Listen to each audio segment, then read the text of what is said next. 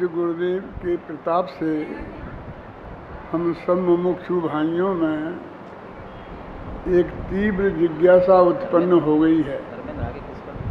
प्रत्येक भाई ये चाहता है कि देह छूटने के पहले देह से भिन्न भगवान आत्मा के दर्शन मुझे एक बार हो जाएं। ये उसका परम लक्ष्य है, उत्कृष्ट भावना है।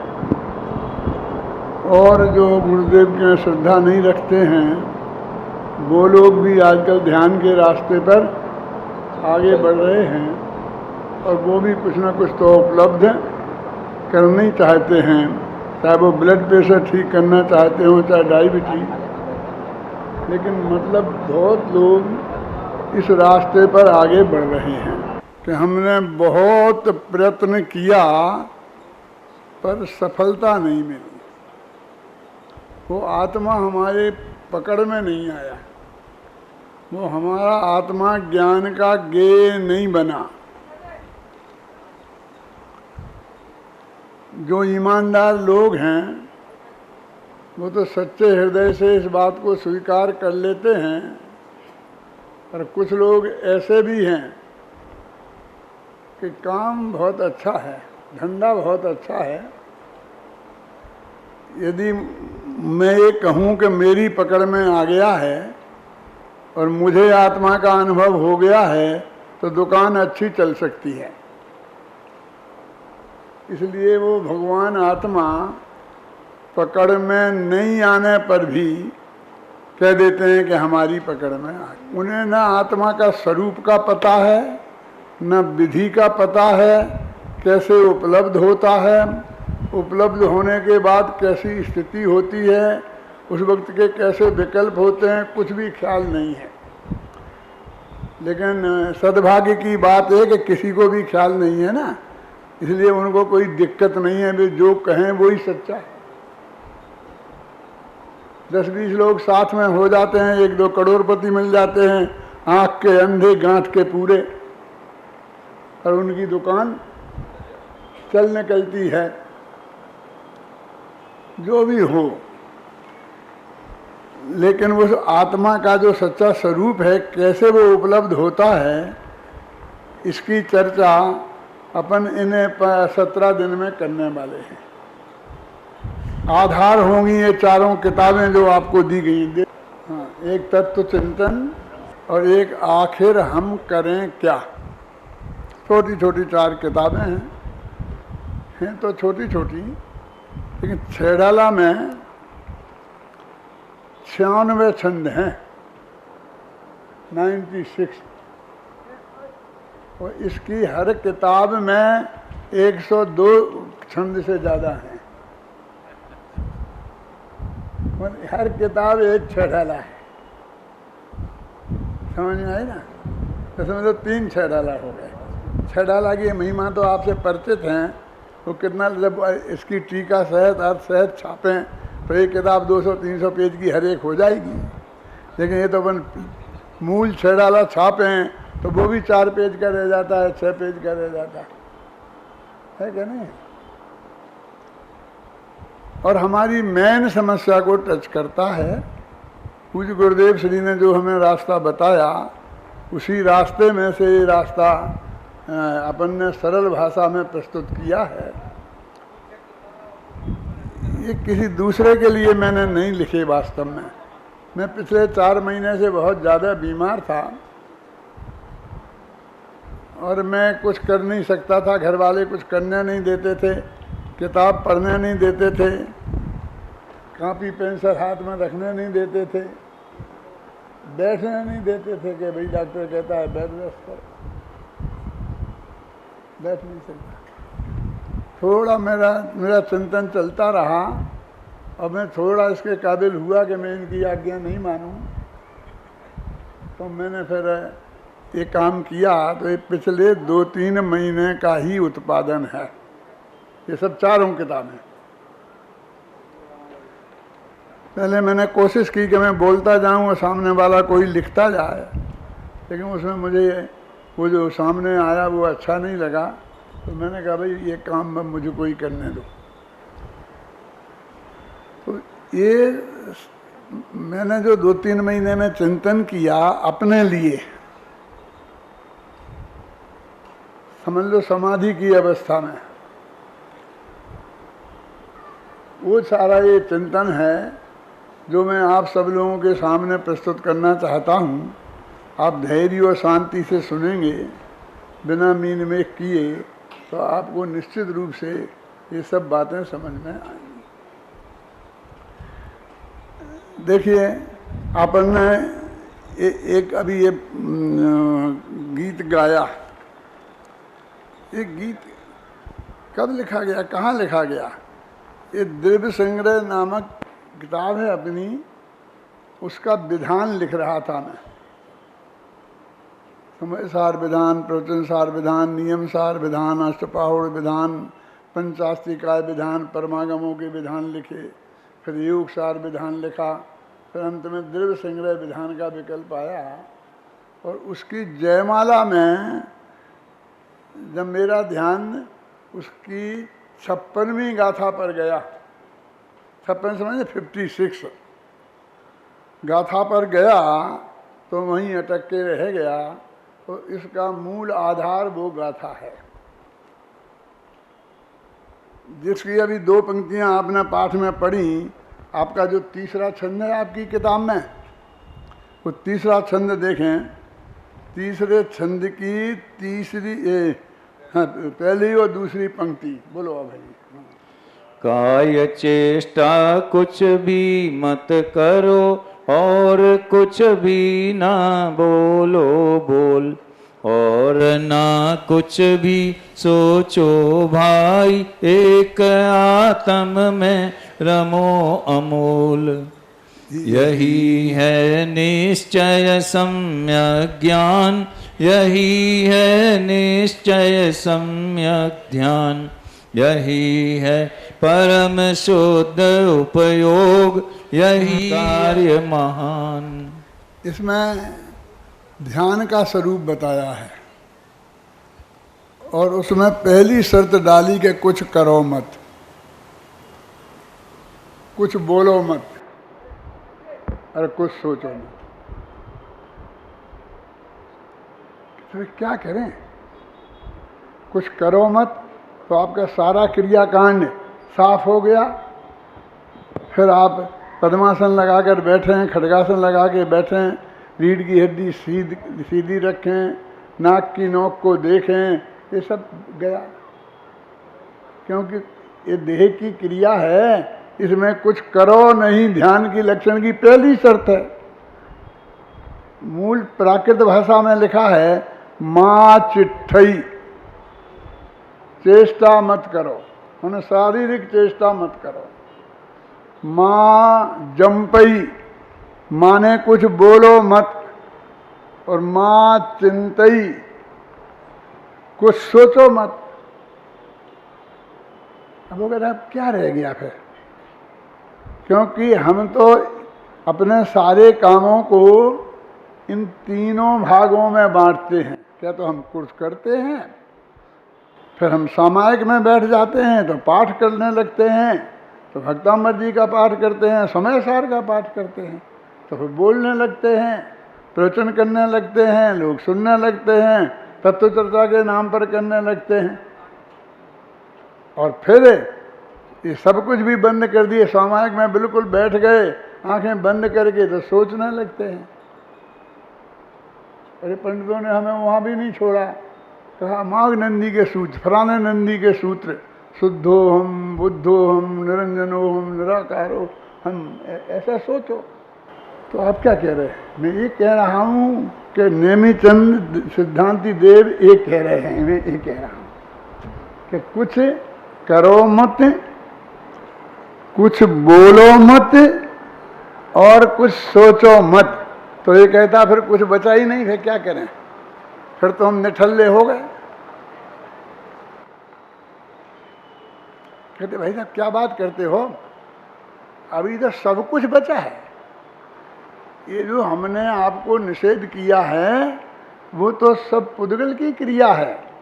देखो, कुछ करना ये आहार बढ़ना का काम है, जानते हैं? ये शरीर की सारी चेष्टाएं हैं, आहारक शरीर ये आहार वर्णा का काम है, बोलना ये भाषा वर्णा का काम है, और सोचना ये मनोवर्णा का काम है। भाषा वर्णा, मनोकर्मा और आहार वर्णा तीनों वर्गणाएं पुद्गल की वर्गणाएं हैं। जीव का इनसे कोई संबंध नहीं है। दो द्रव्यों के बीच में अत्यंता भाव की वज्र की दीवार खड़ी है। ये तो कम से कम पूज्य गुरुदेव के मिशन में आए हैं तो आपने सुना ही सुना है। पूज्य गुरुदेव के मुख से सुना इसलिए नहीं कह सकता हूँ, क्योंकि अब बहुत लोग पूज्य गुरुदेव की से मुख से सुनने वाले चले गए और बाकी जाने की तैयारी में। अब तो उनके शिष्यों के शिष्यों के शिष्यों से सुनने वालों की के नाम हैं यहाँ आए हुए हैं जो लोग, है ना। इसलिए मैं कहता हूँ कि किसी न किसी से आपने अवश्य सुना होगा। क्या अब ये कहते कुछ करो नहीं और कुछ बोलो नहीं और कुछ सोचो नहीं। ये जितने भी ध्यान के शिविर लगाने वाले हैं वे आपसे ऐसा कहते हैं।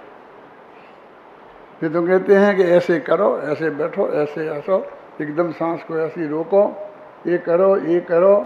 एक भाई बोले कि नाक की नोक को देखो, तो उनसे प्रश्न किया गया कि नाक की नोक को देखने से क्या होगा, हमें तो आत्मा देखना है।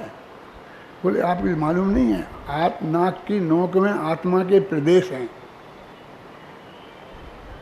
तो मैंने कहा भाई आत्मा के प्रदेश नाक की नोक में ही हैं क्या, उंगली पर नहीं है? तो उंगली को क्यों नहीं देखें? शरीर के दूसरे अंग में आत्मा के प्रदेश नहीं है, नहीं कोई स्पेशल प्रदेश है। अच्छा, तो वे नाक पर ही रहते हैं कि हाँ। मैंने कहा भाई साहब आपको मालूम है आत्मा के प्रदेशों का ये नियम है कि वे 24 घंटे ऐसे घूमते रहते हैं बहुत तेज रफ्तार से। इसलिए पैर के अंगूठे के प्रदेश नाक में आ जाते हैं और नाक के प्रदेश पैर के अंगूठे में चले जाते हैं। आपके जो गंदे अंग हैं ना उनमें चले जाते हैं और वहाँ के प्रदेश आत्मा में आ जाते हैं। पंडित फूलचंद जी सिद्धांत शास्त्री की लिखी हुई तत्वा सूत्र की टीका है, उसके अंत में 59 प्रश्नोत्तर दिए हुए हैं धबला के आधार पर। उसमें एक प्रश्न है कि चक्षु इंद्रिय व्यायाम कर्म का क्षयोपशम कहाँ है। तो लोग कहते हैं जो आँख के पास प्रदेश है ना तो उन प्रदेशों में है। तो वो कहते हैं नहीं है, वहीं लिखा है कि ये प्रदेश तो घूमते रहते हैं। यदि उन्हीं प्रदेशों में हों तो वे प्रदेश वहाँ से हटते ही फिर नहीं दिखना चाहिए। तो उन्होंने कहा नहीं, सर्वांग है, असंख्य प्रदेशों में है वो क्षयोपशम। तो फिर यहीं से क्यों दिखता है, सब जगह से दिखना चाहिए। कहते हैं कि उसकी शर्त है कि जो लब्धि और उपयोग है की शर्त है कि निवृत्ति और उपकरण जहाँ होंगे वहाँ पर वो वर्क करते हैं।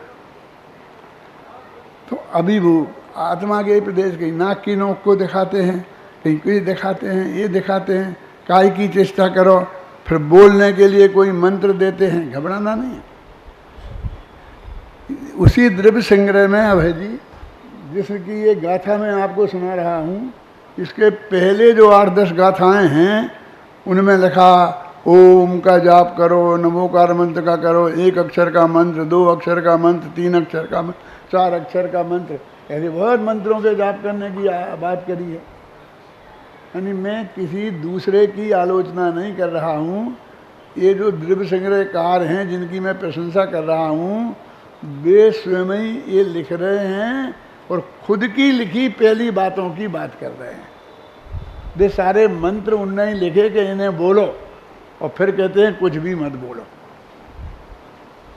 माँ चिट्ठई और माँ जमपई।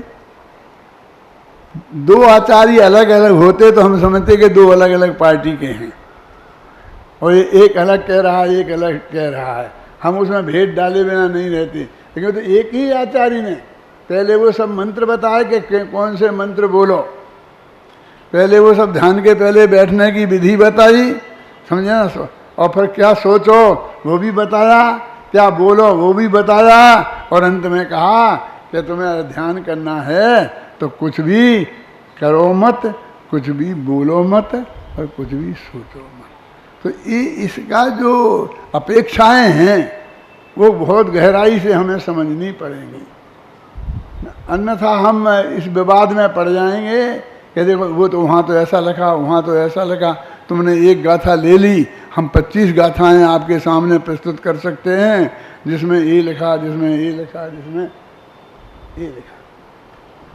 यहाँ ये कहते हो कि एक द्रव्य दूसरे द्रव्य का करता नहीं है, और मैं 50 गाथाएं आपके सामने ऐसी रख सकता हूँ कि जिसमें ये लिखा है कि इसने ये किया, उसने ये किया, इसने ये किया, आदिनाथ ने ये किया, महावीर ने ये किया, फलाने ने ये किया। पूरे पुराण भरे पड़े हैं करने की बात बताने वाले, बोलने की बात बताने वाले। समूषण की दिव्य हुल में ये कहा गया, गणधर देव ने ये बोला, फलाने ने ये बोला, ये सब बताया गया। ये सब बातें हैं और मैं उसे बहुत अच्छी तरह जानता हूँ, उस पर मैंने बहुत गंभीर चिंतन किया है, और उसके बाद अपन ये गाथा ले रहे हैं। क्या है जिसमें? काय चेष्टा कुछ भी मत करो और कुछ भी मत बोलो बोल, और ना कुछ भी सोचो भाई, एक आत्म में रमो अमूल। ये जो रेखता छंद है, और वो मैंने जो द्रव्य संग्रह गाथा में हरि गीत में भी इसका अनुवाद किया है। मुझे याद नहीं है, तुम्हें याद है? द्रव्य संग्रह के पद्यानुवाद में 56वीं गाथा का, हाँ बोलो। बोलो सोचो नहीं हर चेष्टा भी मत करो, उत्कृष्टतम यह ध्यान है, निज आत्मा में रत रहो। वो मैंने हरि गीत में भी वही बात प्रस्तुत की, और यहाँ रेखता छंद में वही बात प्रस्तुत की, और श्रवण शतक में जाकर के दोहे में भी वही बात रखी। तो एक बात को किसी अनेक छंदों में प्रस्तुत किया जा सकता है, गद्य में प्रस्तुत किया जा सकता है, प्राकृत में प्रस्तुत किया जा सकता है, संस्कृत में प्रस्तुत किया जा सकता है, हिंदी में प्रस्तुत किया जा सकता है, सबकी समझ में आए ऐसा प्रस्तुत किया जा सकता है, और किसी की समझ में ना आए ऐसा भी प्रस्तुत किया जा सकता है। आप हंसते हो? मैंने पढ़ा है, पंडितों के मुख से सुना है कि मंत्रों का अर्थ नहीं किया जाता, मंत्रों का अर्थ समझा नहीं जाता, पर ओम राम ह्रूम ह्रूम ह्रऊ ह्रा असिया उषा नमा कर सर्व शांतिम कुरु कुरु स्वाहा, कैसे वो सर्व शांतिम कुरु कुरु स्वाहा, इसका अर्थ तो हमारी समझ में आ गया। वो ओम राम ह्रूम जो घटाटोप आपने बोला, इसका तो हमारी समझ में नहीं आया कि बेटा नहीं समझो यही अच्छा है। मंत्रवादी सब यही कहते हैं, मंत्र बनाए इसलिए जाते हैं कि सबकी समझ में ना आ जाए, समझ में ना। तो अभी अपनी इस पे ये बात चली है। देखो आपने इसका ये पाठ किया, इस 17 दिन तक करना है, और 17 दफे में तो अकलंक नहीं निकलंक नहीं, कोई भी सकलंक की भी कोई याद हो जाएगा। अकलंक को एक बार सुनने में याद होता था ना, और निकलंक को 2 बार, लेकिन 17 बार आप पढ़ो तो जो सकलंक हो है उसको भी याद हो जाएगा। हैं ये अपन रोजाना पढ़ने वाले हैं। और ये मत समझना कि आप पे चलो अभी तो पाठ होगा फिर अपन थोड़ी देर में चलेंगे 5 मिनट। मैं सब लोगों को ये कहता हूँ भाई साहब, जब वो पाठ होता है असली माल तो उसमें होता है। जैसे हमने कुंद कुंद की गाथाओं का पाठ किया तो वो तो कुंद कुंद की सीधी डायरेक्ट बात है। ऐसा हमारे पास क्या है कि उसको छोड़कर हम बोलें और उतनी बढ़िया बात बोल सकें। माने वो सबसे बढ़िया बात होती है जिस पर हम 17 दिन व्याख्यान करेंगे, वो छोटी मोटी बात होगी। इसको हमें अभी समझना पड़ेगा कि साहब आपने तो कह रही कुछ मत करो, कुछ मत करो, चेष्टा मत करो, बोलो मत। उसमें लिखा है माँ चिट्ठई, माँ जंपई, माँ चिंतई, फिर होई थिरो, स्थिर हो जाओ। ये कहाँ अपह अपम में रहो, कि आत्मा आत्मा में रम रम जाए। तो क्या तुम हो ही? हाँ, यही वास्तव में असली ध्यान है, ऐसा लिखा है उसमें। तो आप कहते हो कुछ बाकी नहीं बचा, जानना बाकी बचा कि नहीं बचा? और आत्मा का काम तो अकेला जान नहीं है। उपयोगो लक्षणम, उपयोग जीव का लक्षण है, जानना देखना उसका काम है, दूसरा कोई काम नहीं है। परद्रव्य का कुछ काम तो उसका है ही नहीं, शरीर की चेष्टा उसकी क्रिया नहीं है, वाणी का बोलना उसकी क्रिया नहीं है, वह मन का सोचना उसकी क्रिया नहीं है। और अब कहता है कुछ नहीं बचा। इसका मतलब तुझे आत्मा का असली जो ज्ञान जानने का स्वभाव है, तू उसे नहीं जानता। क्या कहना चाहिए था? इसमें तो कुछ नहीं गया, हमारा तो कुछ नहीं गया। क्यों? क्योंकि ये तो शरीर की क्रिया का निषेध किया है, ये तो वाणी का निषेध किया, ये तो सोचने मन की क्रिया का निषेध किया है। इसमें हमारे बाप का क्या गया? हम तो पूरे ही के पूरे हैं, हम रंच मात्र नहीं लुटे। और हमको ये और हमें असली उपलब्धि हुई क्या? कि हम जाने। वो जाने वाला छंद पढ़ो ना, कि जानो, लेकिन जानो नहीं, फिर एक सेकंड में ही मना करते हैं। पढ़ो, कौन सा है? 7वां छंद। 7वां छंद है। स्वयं को जानो ना होने दो तुम सहज, जानने का तनाव मत करो, जानते रहो निरंतर सहज।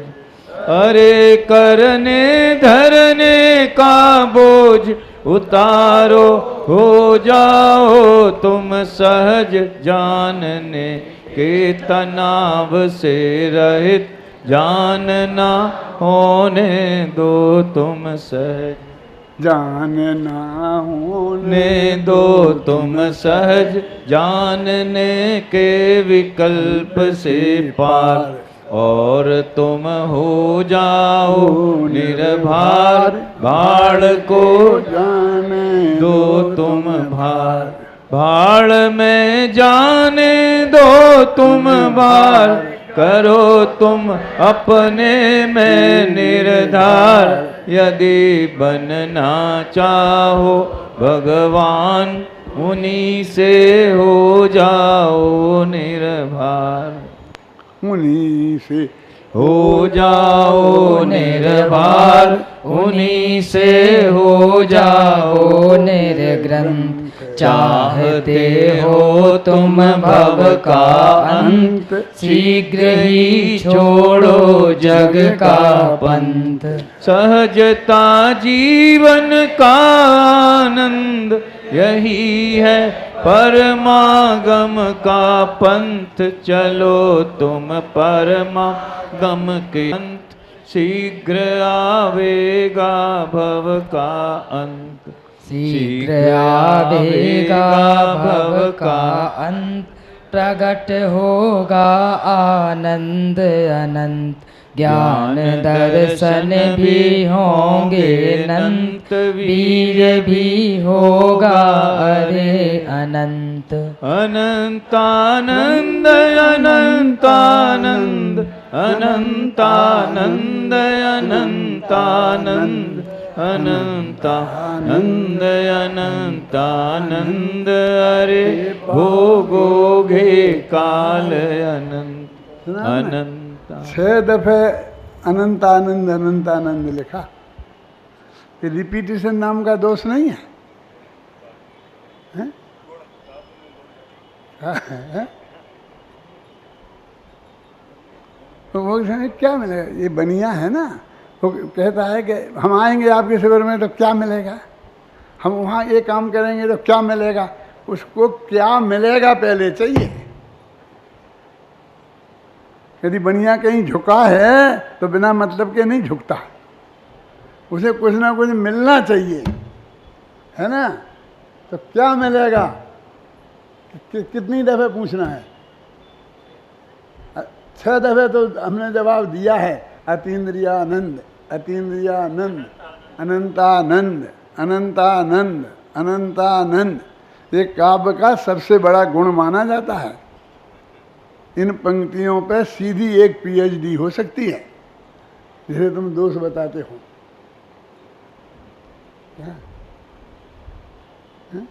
भोगोगे काल अनंत, अनंतानंद, अनंतानंद, अनंतानंद, अनंतानंद, अनंतानंद, अनंतानंद, अरे भोगोगे काल अनंत।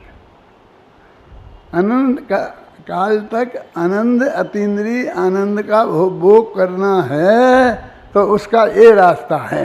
क्या करो कि कुछ करो मत,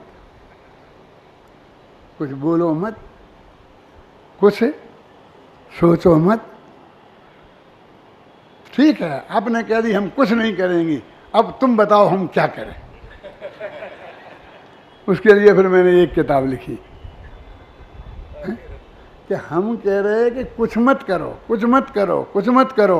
एक द्रव्य दूसरे द्रव्य में कुछ कर नहीं सकता, तो वहाँ तो कुछ करने का सवाल नहीं रह गया। दोनों के बीच में अत्यंता भाव की वज्र की दीवार है, तो परद्रव्य में तो कुछ करने की बात नहीं रह गई।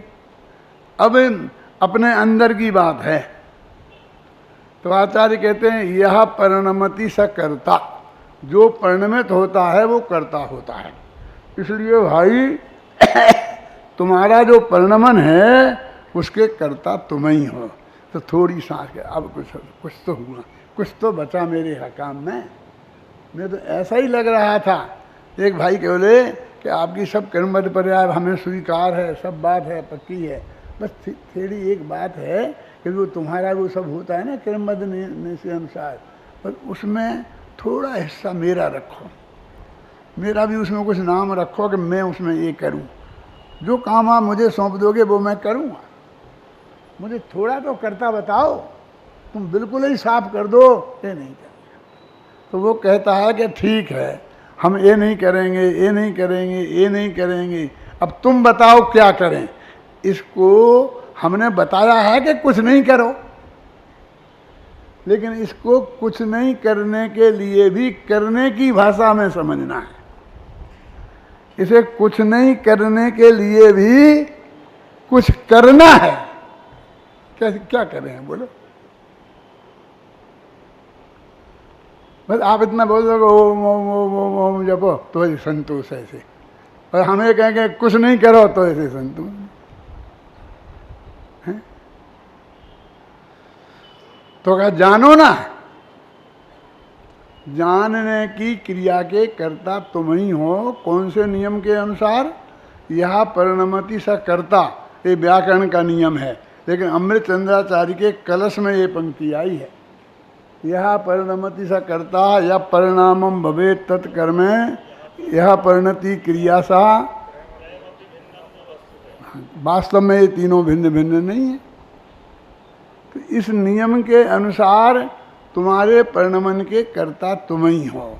तो थोड़ी इसको संतोष होता है कि चलो सारी दुनिया के कर्ता मिट गए, लुट गए, जबकि इसकी सारी दुनिया के कर्तृत्व का बोझ उतारा है। क्या ये बोझा था इसके माथे पे, और वो काम अपने हाथ में हो डॉक्टर साहब, और फिर उसे कोई हमें करने को कहे तो कोई बात, लेकिन जो हम कर ही नहीं सकते आज तक हम वो करते आ रहे हैं, और ये मान रहे हमने किया और फिर कहते फल नहीं मिल रहा, फल नहीं मिल रहा। यानी जिसके तुम कर्ता, परद्रव्य के कर्ता हो ही नहीं ना, हैं? वाणी के कर्ता तुम हो ही नहीं ना। क्या मैंने शास्त्र लिखे, मैंने वाणी बोली, मैंने प्रवचन किया, इन सब के क्रिया के कर्ता बने हो, इन सब का फल तो मुझे मिलेगा ही ना मिलेगा, कभी ना कभी तो मिलेगा। बहुत से लोग पूछते हैं पंडित जी एक सच्ची बात बताओ कि हम जो भगवान की पूजन करते हैं, इतनी मेहनत करते हैं, कभी कभी तो हम वहाँ पंखा नहीं है मंदिर में तो पसीना से तरबतर हो जाते हैं, तो इसका कुछ फल हमें मिलेगा कि नहीं मिलेगा? क्यों? क्योंकि तुम्हारी बातों से ऐसा लगता है कि नहीं मिलेगा। और तो सब पंडित बताते हैं कि बहुत मिलेगा, अरे सब सुरख खुलेंगे, ये खुल जाएगा, ये खुल जाएगा, इतने मिलेंगे, बच्चे ठीक हो जाएंगे, ये हो जाएगा, पत्नी ठीक हो जाएगी, हैं सांप का विष उतर जाएगा, कैंसर ठीक हो जाएगा। वो तो हम बहुत बताते हैं, अब तुम कहते हो कुछ नहीं होगा, कुछ नहीं होगा। तो कुछ मिलेगा कि नहीं मिलेगा? कुछ। लेकिन भैया तुमने कुछ किया ही नहीं है तो क्या मिलेगा? तुम उसमें अंदर में प्रवेश ही नहीं कर सकते, वो वज्र की दीवार है। तुमने सिर्फ ये माना है कि मैंने किया, किया तो कुछ है नहीं। तो मानने का तो कुछ मिलेगा कि हाँ मिल रहा है ना, अनंत संसार में भटक रहे हो। मानना तो उल्टी मान्यता का नाम मिथ्यात्व है ना। अभी तुम पहले भाग में पढ़ोगे, प्रशिक्षण शिविर में आएगा ना, उल्टी मान्यता को मिथ्यात्व कहते हैं, मिथ्यात्व नामक पाप में पढ़ोगे। तो तुमने किया तो है नहीं, कर तो सकते नहीं, और माना कि मैंने किया, तो उस मान्यता का फल मिलेगा ना। तो मिथ्यात्व का फल तो संसार में परिभ्रमण है, तो वो तो हो ही रहा है, मिल ही रहा है, उसमें आपको काहे की शिकायत है? तो वो कहता है कि आपने इतना तो कह दिया कि अपने परिणमन के करता है। तो कहते घबराओ मत, जल्दी मत करो, तुम अपने परिणमन के कर्ता तो हो ही। जो परिणमन तुम में हो रहा है उसके कर्ता तुम ही हो, लेकिन उसमें तुम फेर फार नहीं कर सकते। जो होना है वो ही होगा। क्या जो अपन पैदा हुए थे ना, तो पहले बचपन आया, फिर जवानी आई, फिर बुढ़ापा आया। अब हम सब चाहते हैं कि हमारा बस चले तो हम वहीं रोक दें। क्यों? हम 84 बरस के हैं, और कुछ लोग हमसे कहते पंडित जी आप 84 बरस के लगते नहीं हो। कितने लगते हैं? 70-71 के लगते हैं। तो हम ऐसे खुश होते हैं जैसे हमारे बाप को कुछ मिल गया। बोले ना आप समझते नहीं हो, समझाओ ना। 2 तरह की उम्र होती है, एक तो जो एक्चुअल जो होती है वो, और एक जो लगती है वो। इसके भी पैमाने बना रखे हैं क्या वैज्ञानिक, कि तुम कितने के हो और कितने के लगते हो। कुछ लोग ऐसे होते हैं 60 के होते हैं और 82 के लगते हैं। होते कि नहीं होते हैं? कुछ ऐसे होते हैं कि 82 के होते हैं और 60 के लगते हैं। तो बहुत खुश होते हैं। हुआ कुछ नहीं है, वो 60 के रहे और 82 के रहे हैं। लेकिन इतना कहने से उसे कितना अच्छा लगता है, वो हमसे ही खुश हो जाता है। ऐसा उसको कह दो, फिर चाहे जो कुछ काम करा लो, फिर वो मना करने नहीं आता है। यहाँ आए कि भाई साहब हमारे ठहरने की व्यवस्था कर दो, कमरा खाली नहीं है, सब भर गए हैं, मैं देखूंगा, मैं बताऊंगा, मैं अपने ऊपर के उससे पूछूंगा, वो सब बताता है। फिर आप कहो कि भाई साहब आप कहाँ के हो?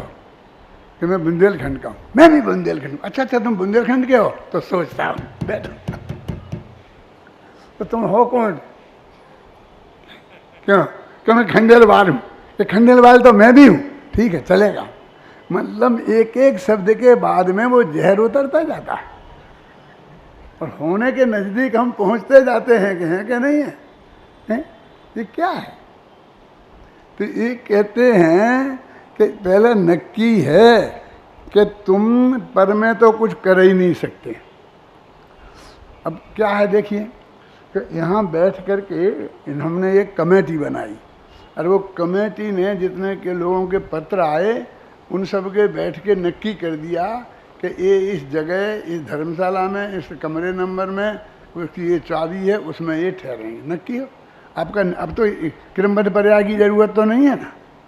वैसे तो ये बात आज से नहीं, अनादिकाल से नक्की थी कि भगवान ऋषभदेव से पूछते तो वे भी बता देते कि तुम कौन से नंबर के कमरे में ठहरोगे। बता सकते थे कि नहीं? नक्की तो तब से थी, लेकिन अभी तो यहाँ मीटिंग में नक्की किया हुई है, और उसको वहाँ बैठा रहा है कि सिर्फ जो आदमी आए तो इसको देख करके इस कमरे में ठहरा देना। उसके हाथ में कुछ है, तो बदला बदली कर सकता है। कुछ पावर दी है प्रदीप जी आपने कि नहीं? उसको तो एक इसमें ठहरा देना। फिर भी वो अपनी कुछ पावर तो बताता है। अभी कमरा खाली नहीं है, कमरा खाली नहीं है नक्की। हम यहाँ से मर के स्वर्ग में जाएंगे तो वहाँ से भी कह देंगे अभी कमरा खाली नहीं है। क्यों? वो चित्रगुप्त के दरवाजे में कुछ दिन ठहरना पड़ेगा हमें, जब वो सोच समझ के हमारी जगह नक्की करेगा कि पहले से नक्की है, और दूसरे ही समय में हम चाय ले लेंगे। क्यों? बोलो क्या है स्थिति? यहाँ देखो आप क्या है, इसको कर्तृत्व में मैं कर सकता हूँ। मैंने तुम्हें कमरा दिया है, मैं चाहता तो नहीं देता, मैं चाहता तो बदला बदली कर देता। यहाँ कहते हैं कि तुम अपने परिणमन के कर्ता तो तुम ही हो, कोई दूसरा नहीं है, लेकिन उसमें बदला बदली तुम नहीं कर सकते हो। अच्छा, तो फिर हम तो किलर के बन रह गए मात्र। अरे किलर कहाँ है? किलर तो कुछ कर सकता है। क्यों? चपरासी को चपरासी। मैं अमेरिका जाता हूँ तो इंजीनियर है ना, ये सब जो सॉफ्टवेयर इंजीनियर ऐसा समझते हैं मैं चौड़ा और बाजार सकड़ा।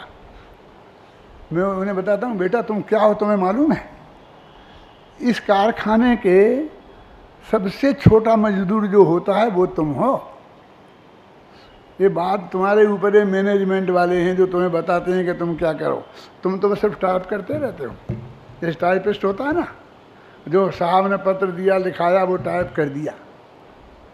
जैसे वो मजदूर है वो मट्टी खोद के यहाँ से वहाँ डालता रहता है, जो बता दी कि यहाँ से खोद इसमें डाल, तो वहाँ से खोद के डालता रहता है। ऐसे ही तुमको बता दिया जाता है और उसमें बैठे बैठे वो करते रहते हैं। मालूम अपने वो क्या समझते, अरे हमको कितनी बड़ी सुविधा, वहीं चाहे तो हमें चाय पीने बाहर नहीं जाना पड़ता है, वहीं पर चाय आ जाती है, ऐसी मशीन लगी है, एक बटन दबाओ ऐसा हाथ करके तो चाय आ जाती है, दूसरा बगल का बटन दबाओ तो कॉफ़ी आ जाती है, नाश्ता भी आ जाता है। मालूम तुम वो समझी? मैं कहा बेटा तुम समझते नहीं हो कि क्या है कि तुम अपनी सीट पे से उठ के कहीं जाओ नहीं, काम करते रहो। इसके लिए ये व्यवस्था है कि तुम्हारी पक्की जेल है, क्योंकि वे लोग चाय के बहाने जाते हैं, आध घंटा थोड़ा उठ फिर के आते हैं, हाथ पैर सीधे करके आते हैं, काफ़ी के पानी के। अरे तुम्हें तो पेशाब लगेगी तो यही करवाई जाएगी। तुम्हें अपनी हैसियत का पता नहीं है तुम क्या है। डॉक्टरों की हैसियत बताऊं? नहीं डॉक्टर साहब नहीं बताऊंगा, आपके पास तो हमें आना पड़ता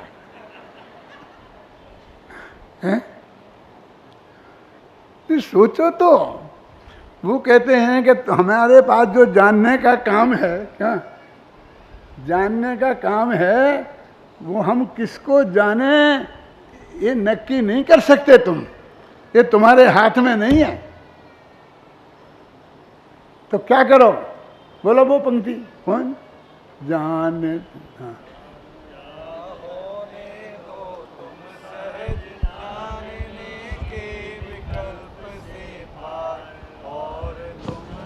जाओ निर्भार भाड़ में जाने दो तुम। जानना होने दो तुमसे, जानो नहीं। जो जानना हो रहा है उसे तुम सहज होने दो। ये आया है जिसको हमारे बड़े बड़े विद्वानों ने किया कि आत्मा पर को जानता नहीं है। वो तो ये तुम्हें जानना नहीं है, माने जानने के बोझा तुम्हें नहीं रखना है। तो तुम्हारे ज्ञान का पर्याय में ज्ञेय में जो जानना होगा वो ही जानने में आएगा। हमारे पास जो बच्चे पढ़ने में आते हैं, तुम लोग भर्ती हो गए अभी ना, तो 15 दिन के भीतर हम वो किताब तुम्हें पढ़ा देंगे जिसमें लिखा है नार्था लोकऊ कारणम परिच्छेदत्वात् तमोवत् अन्यकार के समान। क्या है उसका मालूम? अर्थ और आलोक ज्ञान के कारण नहीं है।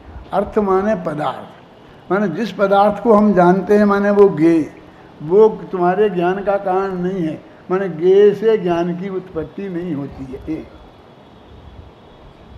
है ना। उसमें बौद्ध कहते हैं ज्ञेय से ज्ञान की उत्पत्ति होती है, ज्ञेय को ज्ञान जानता है।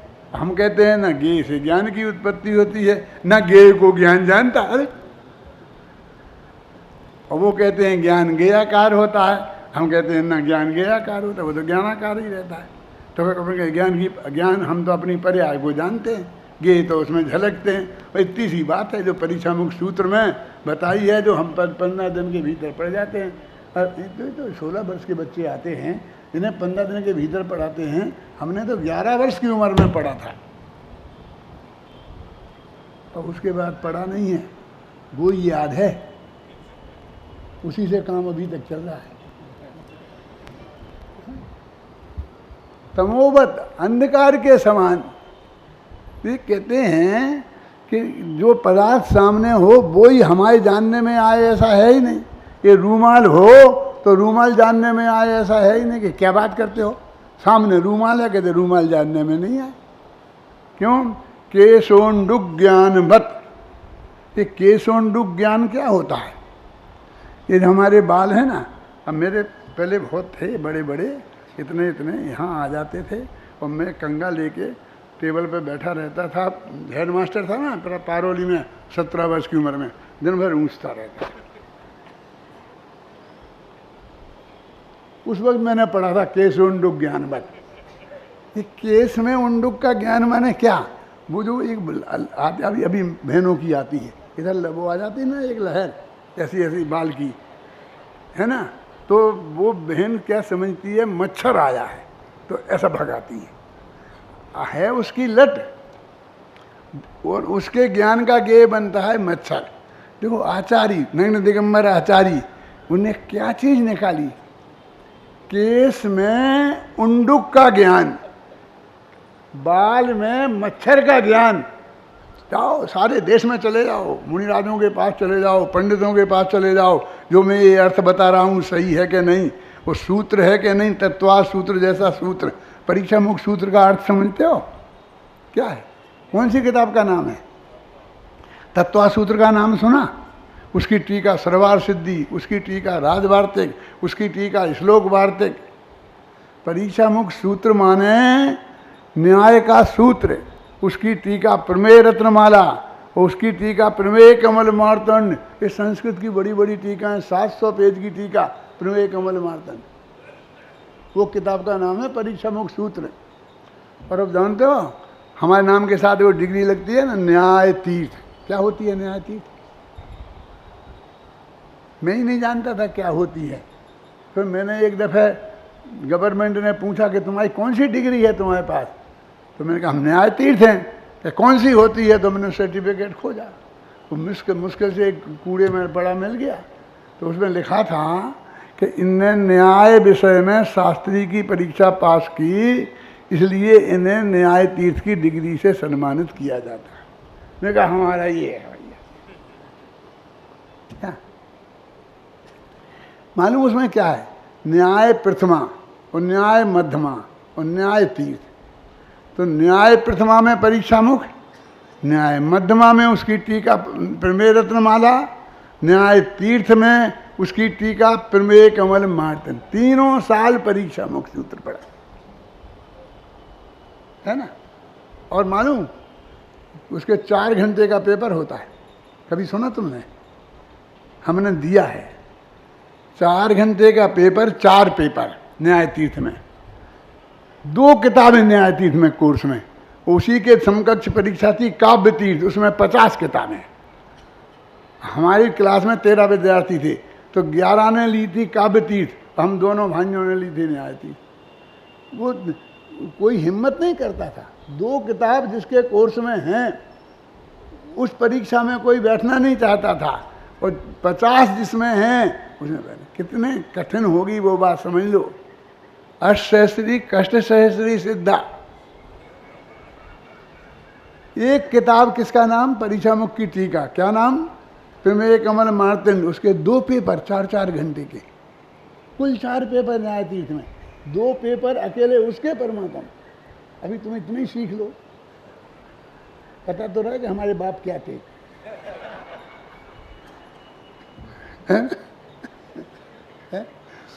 मैंने इतना महत्वपूर्ण वो किताब है। वो 12 वर्ष की उम्र में पढ़ी। उसमें लिखा था कि ज्ञान ज्ञेय का कारण नहीं है, ज्ञान ज्ञेयाकार नहीं होता है, और ज्ञान ज्ञेय को नहीं जानता है। लिखा कि नहीं लिखा? अब ये सब बैठे पंडित हमारे 1000 पंडितों से पूछ लो, उस किताब में लिखा कि नहीं लिखा? अभी कहते हमने नया रिसर्च किया है क्या कि ज्ञान ज्ञेय को नहीं क्या किया? तुमने तो ये कहा एक दफे, तुम्हें मालूम है अभयजी अवधूत, अरे ये तो हम बच्चों को पढ़ा देते हैं पहले साल, ये तो हमने 11 वर्ष की उम्र में पढ़ लिया था कि इंद्रिय ज्ञान ज्ञान नहीं है। कि इसमें क्या दम है? बालबोध पाठमाला में लिखा है कि इंद्रिय ज्ञान तुच्छ क्यों है? क्योंकि वो आत्मा के जानने में निमित्त नहीं है। तो ये नहीं लगता कि इनने समर्थन किया हमारी बात का, ऐसा लगता विरोध किया है, क्योंकि उन्हें तो ये महान महिमा होनी थी, उस बात से महिमावंत होना था। और हम तो बच्चों को पढ़ा देते हैं, हमारे लिए तो उंगलियों का खेल था। अब आज हमारी समझ में आ रहा है कि ये भी कितनी अधिक महत्वपूर्ण बात है। ज्ञान ज्ञेय को नहीं जानता कि बस तुम्हें कुछ नहीं करना है, पर मैं कुछ मत करो, कुछ सोचो मत, कुछ बोलो मत, सिर्फ जानो बस। ठीक है कि नहीं? नहीं रुको, जानो मत। अरे अभी कहा था ना कि जानो, कहा था ना, मना किया था काय का? चेष्टा मत करो, बोलो मत, सोचो मत, जानो। और 1 सेकंड में बदल गए, जानो मत, जानना होने दो तुम सहज। बोलो स्वयं को जानो, जानो नहीं जानना होने दो तुम सहज, जानने का तनाव मत करो, जानते रहो निरंतर सहज। अरे करने धरने का बोझ उतारो, हो जाओ तुम सहज, जानने के तनाव से रहित, जानना होने दो तुम सहज, जानना होने दो तुम सहज, जानने के विकल्प से पार, और तुम हो जाओ निर्भार, बाढ़ में जाने दो, बाढ़ में जाने दो तुम भार, करो तुम अपने में निर्धार। यदि बनना चाहो भगवान, उन्हीं से हो जाओ निर्भार, उन्हीं से हो जाओ निर्भार, उन्हीं से हो जाओ निर्ग्रंथ। चाहते हो तुम भव का अंत, शीघ्र ही छोड़ो जग का पंथ।